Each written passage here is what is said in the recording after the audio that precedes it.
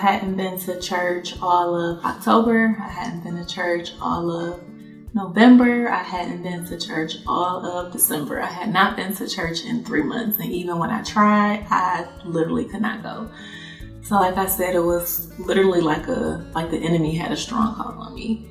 So as I'm preparing for 2018, it's a new year. I'm like, I cannot walk into the new year with this same spiritual battle. Like, the enemy cannot have like this much control over me where I literally cannot get out of bed to go to church. So I said watch night, so New Year's Eve service. I have no reason not to go to that. It's literally at 10 p.m. So I can get out of bed at 10 p.m. I probably shouldn't even be in the bed at 10. But I was like, I can make it to watch night. And I made it to watch night, and I was able to go to church that following Sunday, and I was back to my normal routine. So for January, I was contemplating on whether or not I should continue to do the spiritual warrior challenges. So November and December had been a little bit of a struggle for me to do, just with it being so new with Julia passing, and just with me like still grieving, just with me still being in a low season, just trying to figure things out. Me also not even knowing like how big of an impact these challenges were having on people. I was just getting discouraged. I'm like, well, maybe I should stop doing them. So something told me to continue to keep doing them. So I put out the January challenge, and it literally went viral on Twitter. It was literally over like 10,000 retweets. So many people were joining in. So many people were sharing their journaling notes. And once again, that was a sign of God just telling me like, this is what I'm supposed to be doing. I think a lot of times we want to give up because we don't see the actual results, or we don't know what the true impact is. So for me, I don't always know who's participating in the challenges. I know that people literally from all over the world have participated in them, but I don't really know the impact unless they tell me or if they share testimonies, and they do sometimes. But I don't know, I was just in a season of being discouraged, and I was like, well, maybe I'll stop doing it. And then I put the challenge out, and it goes viral, and I'm just like, okay, this is what I'm supposed to be doing, and I'm getting back on track. I've been praying. I've started my prayer closet. I'm now back in the swing of things of being able to go to church, and it's just another testament. Like, when God wants you to do something, like, He's going to show you, He's going to lead you, He's going to show you signs, and even ask Him, like, Lord, speak to me in a way where I know that it comes directly from you, that I know that it is you speaking to me, that I know that it is you who is performing signs, miracles, and wonders. And ask for it. And I pray for it, and I ask for it, and literally God shows up each and every time. Even when I wanted to stop doing, when I did stop sending out the morning messages when Julia passed, and then people would kind of reach out like, hey, when are you going to start sending them back out again? And it's just a testament of like, it really is truly an impact. You may not be able to see each and every person that you're impacting, but for me, when I stopped, I was able to see it. People started reaching out, so that let me know that I'm supposed to be doing a spiritual warrior. I'm supposed to be sending out Bible scripture challenges. I'm supposed to be sending out morning inspirational messages. So it also helped me to realize that like, you got to stay faithful. Like, even when sometimes you may be experiencing a drought, it's going to be those seasons, but you have to remain faithful for what it is that God has called you to do and what God has told you to do. A spiritual warrior was not my idea. It was something that God has led me to do. And every time that I try to give up or want to give up or think about giving up, He always sends someone or sends a sign or does something to let me know that this is what I'm supposed to be doing.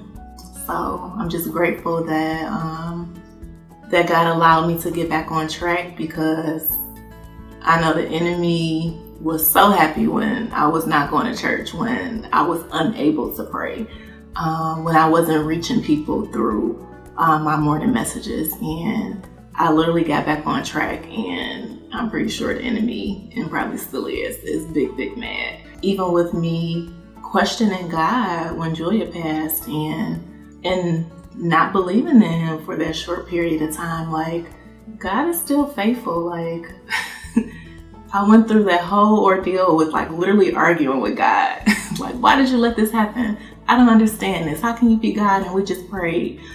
And you didn't protect her and you didn't cover her. And like all things are still in his hands. And I'm just excited for what he's going to continue to do in and through me, how he's going to continue to allow me to be a light and a vessel to others and for him. Like, even all that I've gone through, this all for his glory, just for me to be able to tell it and to be able to touch people and for people to be able to hear it and be encouraged and inspired by it. I'm not trying to gain anything from this. I just want people to see that God is real and that God is faithful. And even when we make mistakes and even when we doubt him or even when we give up, like, he never gives up on us, never gives up on us. So that just shows like how loving he is, how compassionate he is, just how just and sovereign he is. And even when we become faithless, like, he's still faithful. He's still faithful.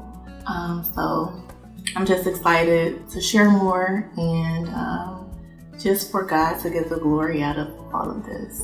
And even for you guys to share what God has done in your life. Like, literally each and everything that we go through is not even always 100% about us. Like, everything that I've gone through in these 12 plus months, like literally almost going on like a year and a half, 2 years now, because I still have even testimonies to share. It's not always about us. It's not always for us. Like, somebody needs to hear what I've gone through. Somebody needs this in their season of their life and whatever it is that they may be struggling or battling with. And people also need to see God at work. 100% sure that God has made ways in your life. He has provided for you. He has brought you out of things. He has delivered you from things. And it's amazing that he has done that for you, but it's even more amazing when you are able to share what he's done and to be able to touch people. And like I said, it's all for his glory. It's all for his glory. So now we're in December of 2016 and my rent is paid, but now I'm like, okay, Lord, how are we gonna pay rent for January? So I ended up pulling money from my IRA. I pulled $2,000 from my IRA.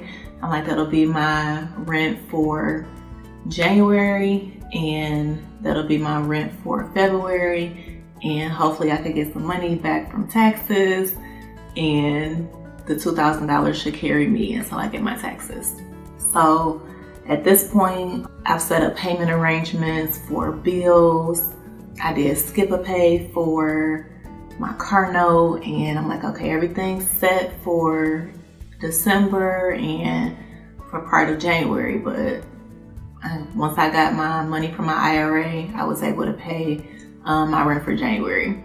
And at that time, I'm like, I only have $2,000. This $2,000 is gonna go so fast. So what did I start doing? Start looking for jobs in Detroit again. And God is like, you're doing everything but what you're supposed to be doing. And this is when I actually had my surrender all moment, when I'm like, Lord, when you figure out how to get me out of this situation, like, please let me know. Like, I'm throwing my hands up. I'm throwing the towel in. I'm not giving up, but I'm not trying anything else. Like, I've literally tried each and everything that I can do. So when you, and I said it just like this, when you figure out how you're gonna get me out of this season, then you let me know. And I just went about my days as if I had not a care in the world. And I was like, well, when God figured this out, he'll let me know. And I think we have to have that attitude and that mindset sometimes of just surrendering and giving it to God. Like, we can try to plan for our breakthroughs. We can try to plan for our blessings. We can try to plan our way out of things or into things. But if God is not in it, it's not going to happen. And it's going to be so difficult for you to be able to receive what God really has for you, because you're literally trying to do everything on your own. So yes, I did seek God. Like, I knew that God told me to still move to Atlanta and all those things, but I was still in control. And at that point, and even before I should have, but at that point, like, I just released all of my control. Like, Lord, this is all you now. And honestly, that's what he really wants. He wants to lead us, and he doesn't want us to try to control everything, because he's the one who ultimately knows best. And like I said, we'll get so off track and experience different detours and roadblocks that we've actually created because we haven't literally made God the head and allowing him to lead us in each and everything that we're doing, and in all of our decision making as well. So now we're in January 2017.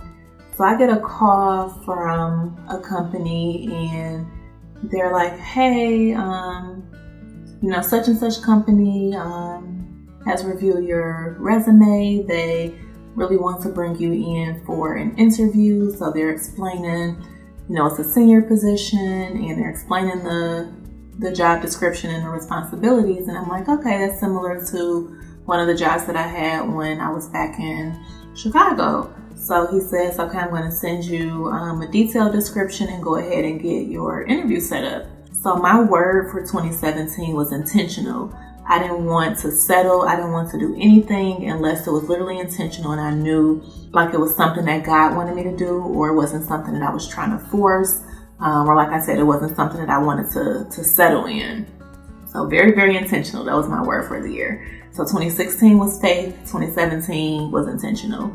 So he sends me the responsibilities and the job description, and I'm reading it, and I'm like, I don't have any experience in any of this stuff, like journal entries, reconciliations. Like, I have experience with that, but with this specific industry, with real estate and capital budget and things like that, that's not really my wheelhouse. So with my word being intentional, I literally, as soon as I get the email, I read it, I call him back, and I'm like, thank you so much for this opportunity and considering me. Unfortunately, I would like for you to go ahead and cancel the interview that you have scheduled for me. I don't believe that this job is a great fit for me, and I do not have any experience. So I'm thinking, like, I don't want to waste y'all time. I don't want to waste my time. I'm not trying to drive all the way to Buckhead for an interview. So in my mind, I'm just thinking, like, well, when companies bring people in, they want to have like a good pool of candidates. And I'm thinking, like, oh, I'm just like one of the people that they want to come in and just fill a spot for consideration, knowing that they're not going to hire me. So I'm like, I don't have any experience, but thank you for your time. And meanwhile, I'm the girl who has no job, who has no idea how February rent is going to get paid. And I'm over here declining job interviews. So I can like literally feel his expression on the other end of the phone, like just looking at the phone like, what? So long story short, he ends up, talking me into going on to the interview. He's like, if the company wasn't interested in you, they wouldn't have even wanted to bring you in. So I'm like, fine, I'll go on the interview. So in my mind, even though I didn't really care to get the job because I know I didn't have an experience in it, anything that I do, I always feel as though like my reputation is on the line, and I also want to always present myself in the best way. So I said, Lord, even though I don't want this job, like I still, pray and just ask God to allow me to still be able to present my best self within this interview process as if I did want the job. So I go in for the interview, and I actually started to like the company. I was like, oh, I can do this. The people were nice and the interview went well. So I'm like, cool. I started to gain interest. So I got home, I wrote in my prayer closet. So I was going to Palm Springs. I had a speaking engagement out in Palm Springs, California. So I'm leaving for Palm Springs. I think it was like maybe the next week or so. So I wrote in my prayer closet, when I come back from Palm Springs, I'm going to have a job offer. Like, that was my declaration in prayer. Like, I'm already claiming it. It's mine. When I come back, I'm gonna have a job offer and I'll be okay financially. So that was my prayer. So I go to Palm Springs for the speaking engagement. I'm literally there for a couple of days. And then I think like the first day, I literally get settled into my hotel, and I realized that I forgot to pay my car note. So I'm like, oh my goodness, I forgot to pay my car note. And I pay it from, I don't pay it from my primary account. I transfer money to one account and pay it out of there.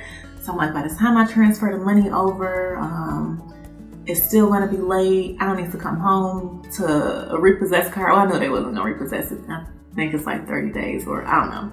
But I'm like, I have to get this taken care of. I don't want any issues. So I call my credit union. I'm like, hey, I totally forgot to make my payment. Are you able to take it over the phone? If I try to transfer the money, it's going to take a couple days and then I'll be able to make the payment, but I don't want it to be, super late or cause any issues on my account. So she pulls my account up. She's like, well, actually, if you wait for the money to transfer, I think the late fee was like 20% of your minimum payment or $10 or $20, whichever one was more. So I'm like, okay, I can deal with that. So she was like, actually your balance for your payment it was like $8 and some change. I was like, what? She's like, yeah, your payment due is like $8 and some change. And I'm like, $8? My car note is over $300 and I only have to pay $8 this month? I said, God is so good. So I went online to transfer the little $8 and I paid my car note. So I'm like, God just keep on blessing me. I'm like, how is my car note $8? Like I'm trying to figure out like how is it $8? But it's just another testament, like God will take care of you. He will literally take care of you. So I had an extra $300+ for the month that I didn't anticipate on having because that was what was going to my car note. So God is just faithful. Like He will make a way out of no way, and He will do it in a way where, like, when you explain it, like people will just know, like it's all God. Like I can't make this stuff up. Like to have an $8 payment for a car note for the month, like I can't make this up. I can't make up having an accident and $7,000 in damages and my comprehensive deductible was $0. And then I actually got money from the accident. So I got paid to be in the accident. I literally got random checks in the mail. Like God provided. He literally provided for me.